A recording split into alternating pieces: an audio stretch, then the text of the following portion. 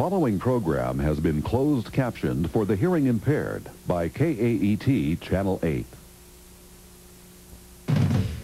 Tonight on Horizon, we'll tell you about the proposition seeking to replace bilingual education with English immersion. Good evening, I'm Michael Grant. Proposition 203 seeks to end bilingual education in Arizona public schools. Limited English students would instead be enrolled in a one-year English immersion program. I'll talk to people on both sides of that issue in just a moment. But first, Paul Atkinson profiles Proposition 203. Melissa Tumarasan teaches fourth graders at Advantage Charter School in Phoenix. First, they were in the math room. Everybody, where did they go next? You ready? The stern. To the stern. Where did they go The first language of most of her students is Spanish. Tumarasan teaches in what the school calls structured English immersion. Chris Carillo's mom placed the 10-year-old at Advantage Charter School last year after becoming frustrated with her daughter's progress in a bilingual program at a traditional school. She says in the other school she was there for 3 years and she didn't learn English at all. She was in a bilingual program? Yes. According to those people, the program that was written was that their teachers were going to teach in both languages. And really, it wasn't. It was pure Spanish. Here, we're in the United States, and here you need English. And so I changed both of my children to this school, and within much less time, they learn English like that. Chris Carillo's story and others like it is why Prop 203 is on the ballot. Well, the reason we have Proposition 203 is because bilingual education has lost its focus. It was originally mandated to teach English to Mexican-American kids, and now it's sending kids into classes where everything is done in Spanish. It's turned into native language instruction. Another reason we want to challenge bilingual education in such a way is because the bilingual education bureaucracy has never really thought about reform. They have never actually thought about how badly they were doing. Proposition 203 would eliminate bilingual education and place all limited English proficient students in a one-year English immersion program. It mandates annual testing with test scores made public and lets parents ask for a conditional waiver from English immersion, allowing for instruction in traditional bilingual education. School officials who refuse to abide by Prop 203 can be held personally liable for damages and be removed from office. What we're trying to do is not prevent parents from having a choice. We're trying to prevent the bilingual education bureaucracy from having a choice. We're making these waivers restrictive so that they cannot wholesale fill out these waivers for the Mexican. The only choice that the Mexican parent has ever wanted was to have their kids be taught in English. And that is the only choice that they have been denied. Right now, districts have the freedom to be creative with what they do to serve limited English proficient children. Under Prop 203, all of that creativity will be taken away. There's one program allowed under Prop 203, and that's English immersion. If a parent doesn't like it, too bad. Pueden usar cualquier forma que quieran. You may use whichever form. Gloria Trillo teaches in Spanish and English in a 1st through 3rd grade multi-age classroom at Desert Garden School in Glendale. There's a lot of myths also about what happens in a bilingual room. There's a lot of myths about it being a remediation program.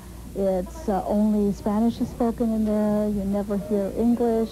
Or, you know, which is the worst one of all, is that they don't learn academically the same things that the other students are learning. Department of Education statistics show of the 130,000 limited English proficient or LEP students, 2/3 are in English immersion programs, almost 1/3 in bilingual programs, 6% in individual education programs. While most speak Spanish, more than 20,000 LEP students speak a native language such as Navajo or Apache, languages tribes are trying to keep alive. The children who are in public schools, and that's a lot of kids, some 18,000 Native Americans, will definitely be forbidden from using any Native American language for instructional purposes or for any purpose that relates to school instruction. Prop 203 supporters say that was never their intention, but suggest native languages can be taught separately, not unlike a foreign language.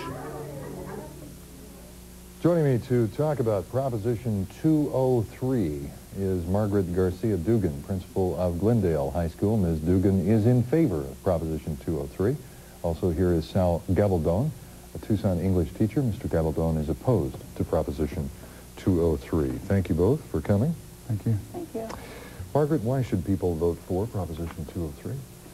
Well, first of all, people need to vote for Proposition 203 is to give immigrant children the opportunity to learn English.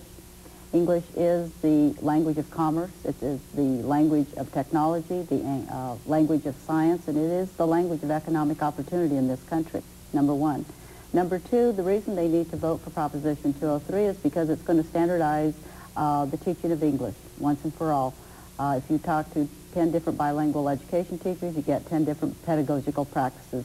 By having a standardized way of teaching English will help our children learn English. And with that, we will also standardize testing. That way, we will really find out how many of our kids really are becoming proficient in English instead of the way we look at test scores in the state of Arizona right now, where many of them are being exempt. And we really are not really finding out exactly who is being tested and in what method they're being tested. Okay. Sal, why should people cast a no vote on 203?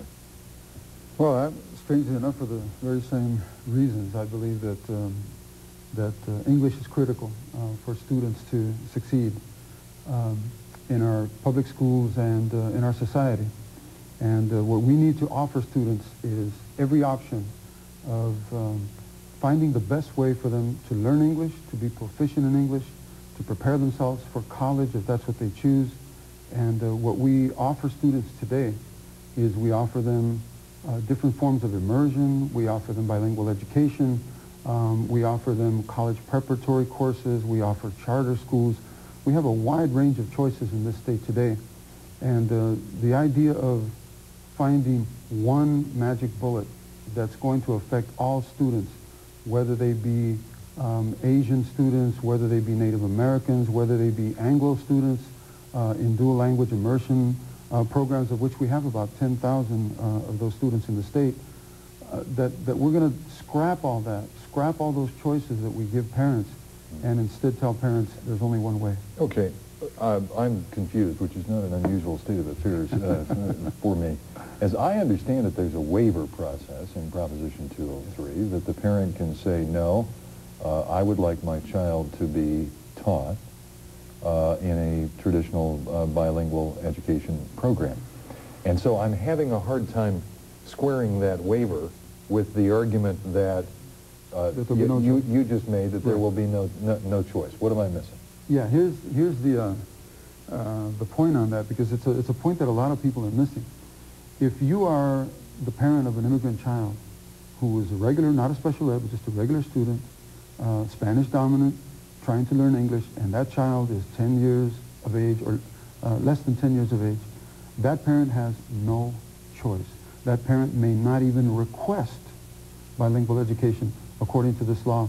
The only thing that parent, even if the parent objects, the only thing that child can receive is this immersion program. So the waiver only applies to if you're 10 years plus? If you're 10 years or older, or if you're an Anglo student that already speaks English, or if you are a special education student. Those are the only three exceptions. The waiver does stipulate that if the child already can perform at the average on the Stanford 9 testing, then they can put in for bilingual education classes, or if the child is 10 years or older, and or also special needs. But what Mr. Gabaldon fails to also state is that this is the very first time parents have had a choice. The only choice that they have always wanted is for their children to learn English. The bilingual proponents will tell you that they offer choice. They have never offered choice. When parents enroll their children in schools, these children were put in bilingual education classes without their parents even knowing. So I have heard that complaint from a number of Hispanic parents who say that they have gone to their school district, gone to their school, said, I do not want my child to be taught in a bilingual program, and have been refused. Absolutely right. And there was a long and complicated process in some school districts about how to ask for alternative programs. There were a lot of problems. And so 2 years ago, the Arizona legislature passed a law demanding, requiring every school district in the state of Arizona to give parents within 5 days, anytime a parent requests a change of program for whatever reason, they have 5 days to grant that change to parents. Since that law was passed 2 years ago, there have been no problems.